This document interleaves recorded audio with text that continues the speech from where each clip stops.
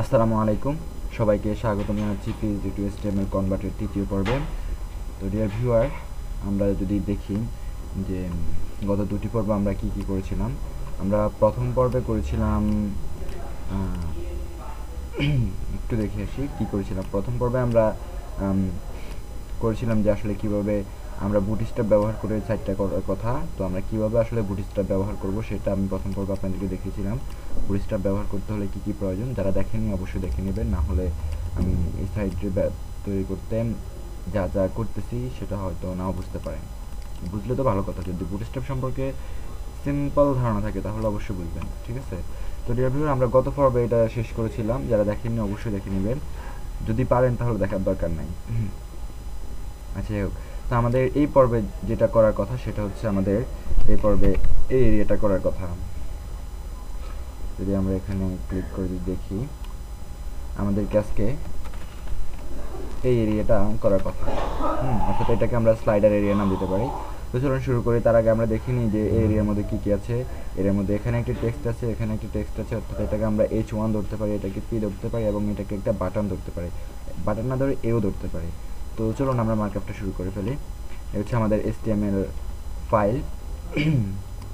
আমরা গত পর্বে এই পর্যন্ত এসেছিলাম, অর্থাৎ আমরা গত পর্বে হেডার এরিয়াটা শেষ করেছিলাম।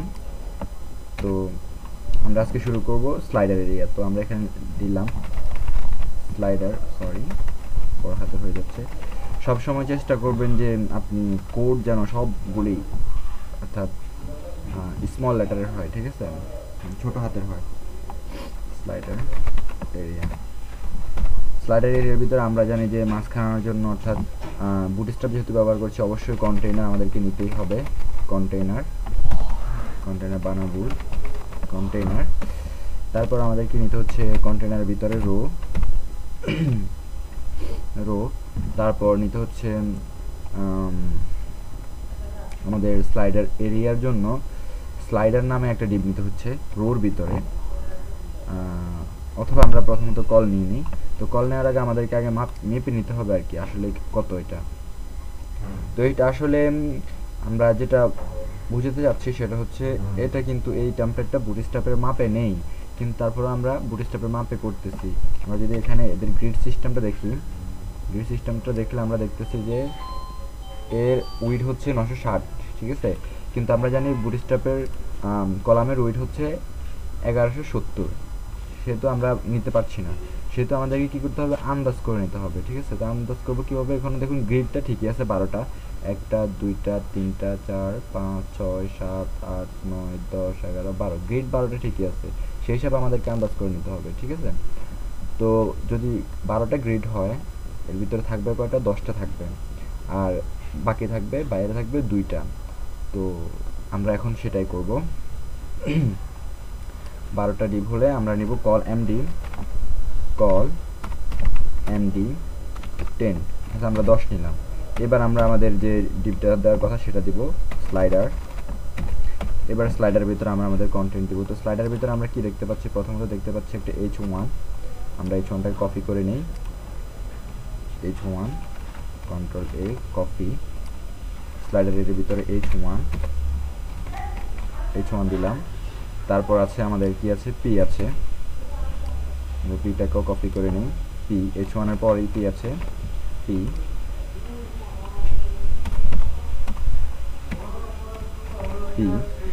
তারপর আমাদের আছে একটা বাটন আছে, বাটনের মধ্যে যে টেক্সট আছে সেটা হচ্ছে বাটনের মধ্যে যে টেক্সট আছে সেটা হচ্ছে ওয়ার্ক আমরা নিচ্ছি। পির পরে বাটনটা দিয়ে নিচ্ছি। তো এই বাটনটার আমরা একটা ক্লাস দিব, এ দিয়ে নিই আমরা, DIEW। ডিয়ার ভিউয়ার, আমি আপনাদেরকে যে কথাটা বলবো সেটা হচ্ছে আমি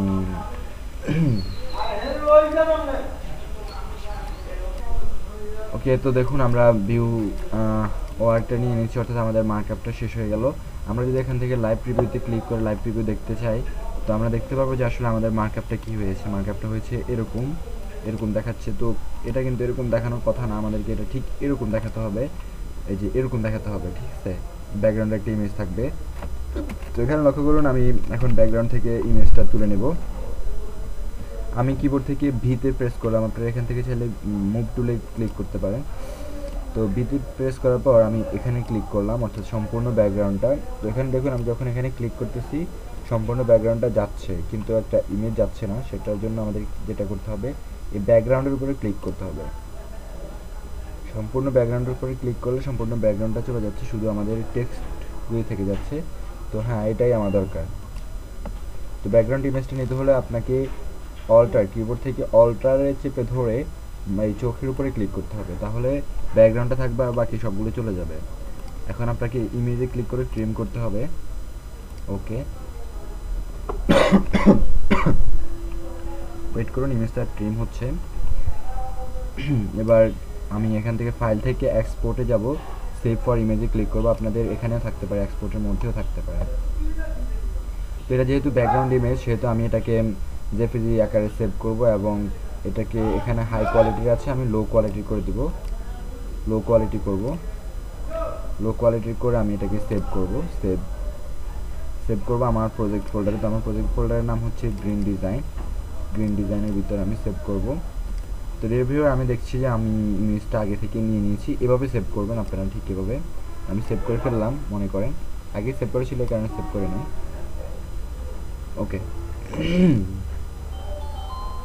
তো এখন যদি আমি আমার সিএসএস ফোল্ডারে চলে যাই, সিএসএস ফোল্ডারে যাওয়ার আগে আমাকে যেটা করতে হবে, আমার এই যে ক্লাসগুলি আছে সবগুলি ক্লাসকে আমাকে কপি করে নিতে হবে। তো আমি প্রথম ক্লাসটা কপি করলাম, স্লাইডারটা কপি করলাম, তারপর এর যে ক্লাসটা আছে সেটা কপি করলাম। অর্থাৎ আমি আমার ক্লাসগুলিকে স্টাইল দেবো, সেটা আমি আমার ক্লাসগুলিকে কপি করলাম। বুটস্ট্র্যাপের কোনো ক্লাস আপনাদের ধরা দরকার নেই, ঠিক আছে? বুটস্ট্র্যাপের ক্লাস ধরলে আপনাদের প্রবলেম হতে পারে। তো যাই হোক, এবার আমি এখানে পেস্ট করলাম।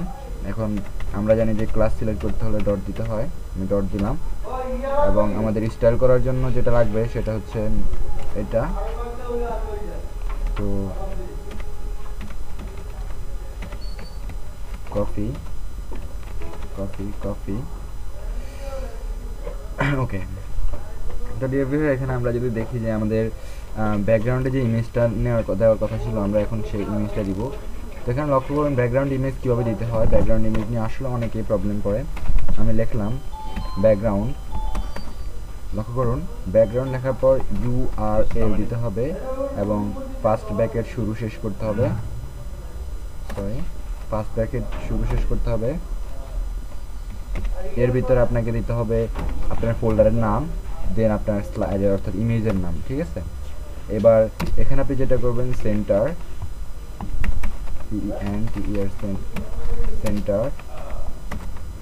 সেন্টার, এগুলি হচ্ছে ব্যাকগ্রাউন্ডের আরও কয়েকটা প্রপার্টি। আমি যেহেতু একসাথে লিখছি সেহেতু আপনারা ব্যাকগ্রাউন্ড সম্পর্কে যদি জানতে চান ব্যাকগ্রাউন্ড প্রপার্টি নিয়ে, তো আপনারা W3 স্কুল থেকে ব্যাকগ্রাউন্ডে চলে যাবেন, তারপর জানতে পারবেন। তারপর দিলাম কভার, ওকে, হয়ে গেল।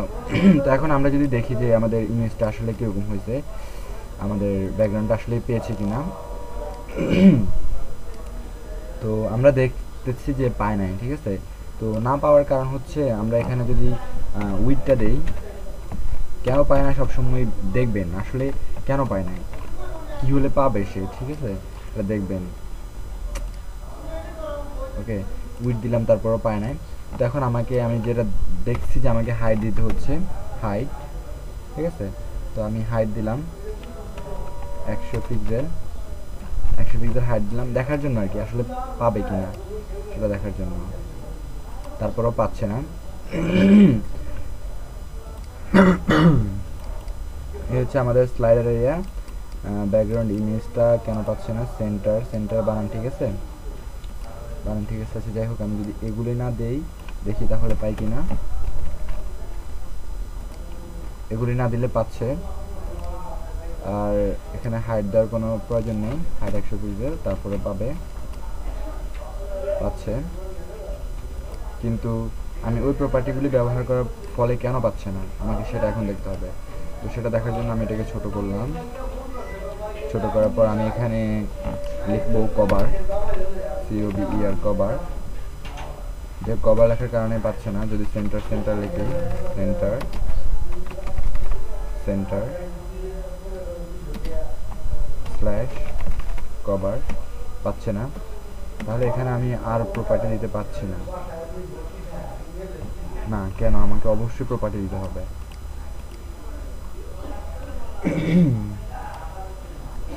যাই হোক, দেখুন আমি এখানে ব্যাকগ্রাউন্ড ইমেজ দিয়ে অর্থাৎ আলাদা আলাদা করে রাখছি, ওখানে কেন প্রবলেম করতেছে আমি বুঝতেছি না। ব্যাকগ্রাউন্ড, যাই হোক আমি আলাদা আলাদা প্রপার্টি দিয়ে রাখলাম। এখন দেখুন ইমেজটা সম্পূর্ণ পাচ্ছে। তো এখানে লক্ষ্য করুন আমার এই যে এখান থেকে আমার টেক্সটটা শুরু হচ্ছে, এখান থেকে পর্যন্ত হচ্ছে আমার টেক্সটটা। তো আমি যদি লক্ষ্য করি যে টেক্সটের উপরে অর্থাৎ এই যে এখান থেকে পর্যন্ত আমার একটা জায়গা ফাঁকা দরকার, এখান থেকে এই পর্যন্ত আমার একটা জায়গা ফাঁকা দরকার, কিন্তু আমি এখানে সেই জায়গাটুকু পাচ্ছি না, তাই না? তো এখন আমাকে কী করতে হবে, প্যাডিং দিতে হবে। প্যাডিং দিতে হবে 100 পিক্সেল, উপরে নিচে 100 পিক্সেল, উপরে নিচে 100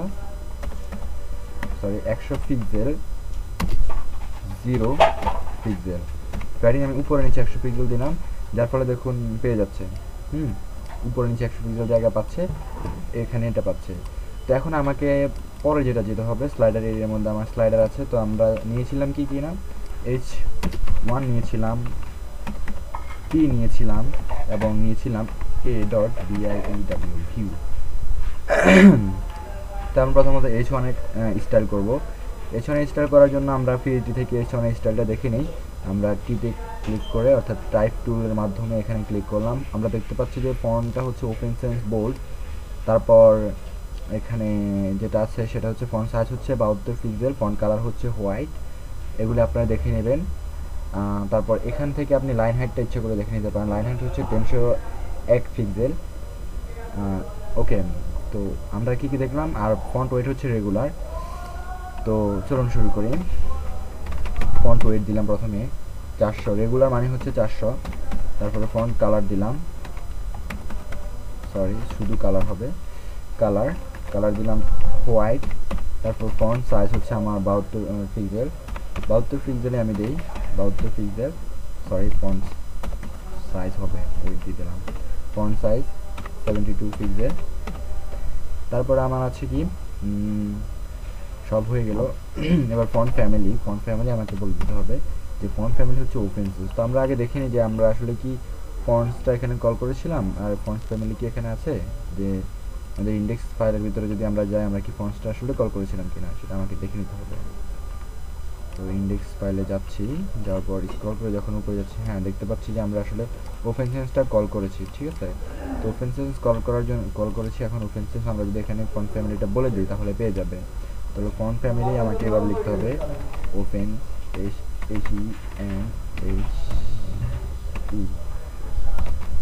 ওপেন সেন্স, এই যে এটা এই ফন্ট ফ্যামিলি হচ্ছে আমাদের, এটা আমি এখান থেকে কপি করলাম, এখানে দিয়ে দিলাম। ওকে, তাহলে ফন্ট ফ্যামিলি এটা। তো আমরা যদি দেখি যে আমাদের H1 এর কাজটা আসলে হয়ে গেল, তাই না? H1 এর কাজটা হয়ে গেল না, হয়ে গেল। তো এবার আমরা যদি আসি আমাদের পিতে, আসলে পিটা কীরকম, পিটা হচ্ছে এই টেক্সটটুকু হ্যান্ডস পর্যন্ত আছে। তো ফিতে আমরা এখন ক্লিক করব টাইপ টুলের মাধ্যমে। ফি দেখতে পাচ্ছি ফন্ট ফ্যামিলি হচ্ছে ওপেন সেন্স, আর ফন্ট হচ্ছে রেগুলার, ফন্ট সাইজ হচ্ছে 24 পিক্সেল, ফন্ট কালার হচ্ছে হোয়াইট। ওকে, তো আমরা পি দেই কালার। সবসময় একটা কথা খেয়াল রাখবেন, আপনি চাইলে ফিকে না দিয়ে সবসময় বডিতে দেওয়ার চেষ্টা করবেন। বডিকে যে কালারটা দিবেন সেটা যেন সবসময় পি পায়, পিকে আলাদা করলে কোনো কালার দেওয়ার কোনো দরকার নেই, ঠিক আছে। তো আমি পি দিলাম, পির কালার দিলাম এটা এবং ফন্ট ফ্যামিলি দিলাম এটা।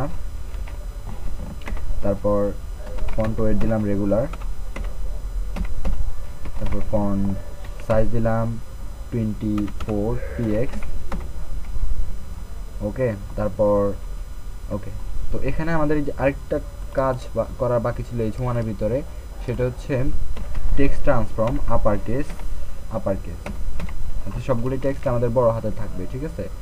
তো হয়ে গেল। আমরা যদি এখন পিকে দেখি, পিও এরকম হয়ে গেছে। তো এখানে লক্ষ্য করুন পি কিন্তু আসলে এই ডিজাইন পর্যন্ত এতটুকু জায়গা পায় নাই, সে এতটুকু জায়গা পাইছে। তো সেক্ষেত্রে আমাদেরকে পিকে প্যাডিং দিতে হবে, প্যাডিং রাইট থেকে আমরা যদি কত পিক্সেল দিতে পারি আমরা একটু মেপে নিই।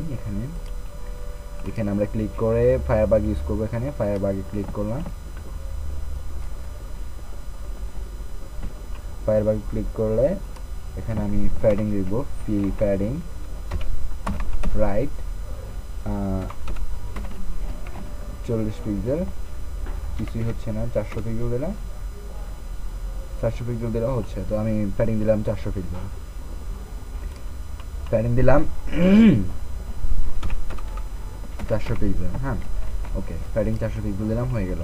এখন দেখুন এরকম হয়েছে ওয়েবসাইট। তো 400 পিক্সেল বেশি হয়ে গেছে, আমি আর একটু কমাই দিই। 300 কত দেওয়া যায়, 350 দিই। হ্যাঁ 350 দিই, তাহলে ঠিক আছে। ওকে, তো এখন দেখুন আমার দুইটার স্টাইলটা আমি ঠিক করে ফেললাম।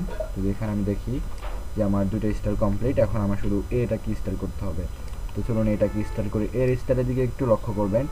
আমি এখানে ক্লিক করলাম, এটা বাদ দিয়ে দেই, এখানে ক্লিক করলাম এতে একে আমি দেব উইড, দেব মেপে নিই উইডটা আসলে কতটুকু দেবো। আমি মার্কি টুলের সাহায্যে উইড মাপ রাখবো। উইড হচ্ছে আমার 300 পিক্সেল এবং হাইট হচ্ছে আমার 70 পিক্সেল। তাহলে উইড 300 পিক্সেল, হাইট 70 পিক্সেল। এখন দেখুন উইড 300 পিক্সেল, হাইট 70 পিক্সেল দেওয়ার পরেও কি পাচ্ছে না, উইডটা পাচ্ছে না। হ্যাঁ উইডটা কি করছে না, পাচ্ছে না। তো উইড না পাওয়ার কারণে আমি এটাকে এখন যেটা করতে হবে সেটা হচ্ছে আমি এটাকে ডিসপ্লে করতে হবে। ডিসপ্লে ইনলাইন ব্লক অথবা ইনলাইন ব্লক করতে হবে। ডিসপ্লে ইনলাইন ব্লক, তাহলে আমার উইডটা পাবে। পেয়েছি উইডটা। যদি আমরা ব্যাকগ্রাউন্ড দিয়ে দেখি যে, হ্যাঁ ব্যাকগ্রাউন্ড দিয়ে দেখলে আমরা দেখতে পাচ্ছি যে আমাদের উইডটা পাইছে, তাই না? তো এখন আমাদের ব্যাকগ্রাউন্ড যে কালারটা আছে আমরা সেই কালারটাই দেই। আমরা এখানে এই টুলের সাহায্যে ব্যাকগ্রাউন্ড কালারটা এখান থেকে কপি করলাম, কপি। ওকে, তো হয়ে গেল ব্যাকগ্রাউন্ডটা। এখন আমাদের এর যে কালারটা সেটা হচ্ছে হোয়াইট কালার,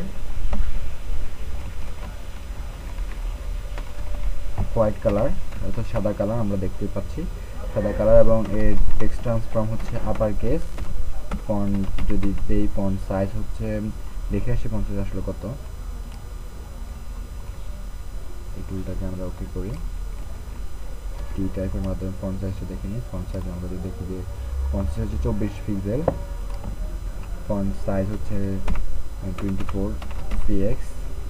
ওকে, তাহলে আমাদের এতটুকু আসলাম। এখন আমাদের এই যে হোবারে একটা টেক্সট ডেকোরেশন পাচ্ছে অর্থাৎ আন্ডারলাইন পাচ্ছে, সেটা আমাদেরকে না করে দিতে হবে যে তুমি হোবারে এই আন্ডারলাইনটা দিও না। মানে আমাকে এখানে লিখতে হবে হোবার পিডি না, বলে দিলাম, এখন পাবে না। ঠিক আছে, তো এখন আমাদের দেখুন আমাদের টেক্সটটা কি সেন্টারে আছে না, আমাদের এখানে সেন্টারে আছে বাট এখানে সেন্টারে নেই। তো এটাকে সেন্টারে আনতে হলে আমাদেরকে যেটা করতে হবে, আমি এখানে টি এ দিতে হবে, টেক্সট লাইন সেন্টার। এখন এটা সেন্টারে চলে আসবে, সেন্টারে চলে আসছে। তারপরও কি এটা মাঝখান বরাবর আছে, এটা উপর থেকে আরও নামা দরকার ছিল। তো আমরা এখানে এটাকে একটা লাইন হাইট দেব যে আসলে এটা উপর থেকে কতটুকু নামবে। আমি এখানে ক্লিক করলাম, লাইন হাইট আমি দেই 25 পিক্সেল, 25 পিক্সেল দিলাম। আস্তে আস্তে নামায় আসলে আমার কতটুকু দরকার সেটা দেখি, কতটুকু হলে হচ্ছে। আমি দেখছি যে 70 পিক্সেল হলে লাইন হাইট 70 পিক্সেল হলে পারফেক্ট হচ্ছে। তো আমি দিলাম এখানে লাইন হাইট 70 পিক্সেল, কমপ্লিট, তাই না? হয়ে গেল। তো এখন আমি চাচ্ছি যে আসলে বাটনটা আসলে উপর থেকে একটু ফ্যাডিং পাক অর্থাৎ একটু মার্জিন পাক। যে এখানে যদি মাপি, যে এখানে যদি একটু দেখি যে উপর থেকে আসলে পাচ্ছে, তাই না? সরি, যদি এখানে দেখি মার্কিউটের সাহায্যে যে উপর থেকে আসলে সে কতটুকু পাচ্ছে, প্রায় 7 পিক্সেলের মতো উপরে মার্জিন আছে তার। আমি দিলাম এম টপ 60 পিক্সেল, অর্থাৎ সে মার্জিন টপে 60 পিক্সেল থাকবে। পেয়েছে? পেয়েছে। ওকে ডিয়ার ভিউয়ার, তো আজ এ পর্যন্তই। এখন আমাদের এ পর্যন্ত হয়েছে কি না একটু দেখেন। আমি দেখতে পাচ্ছি যে হয়েছে, হলে ঠিক আছে, হলে আজ এখানে বিদায় নিচ্ছি। ভালো থাকবেন সবাই। আগামী পর্বে বাকিটুকু দেখার চেষ্টা করবো আমরা। আল্লাহ হাফেজ।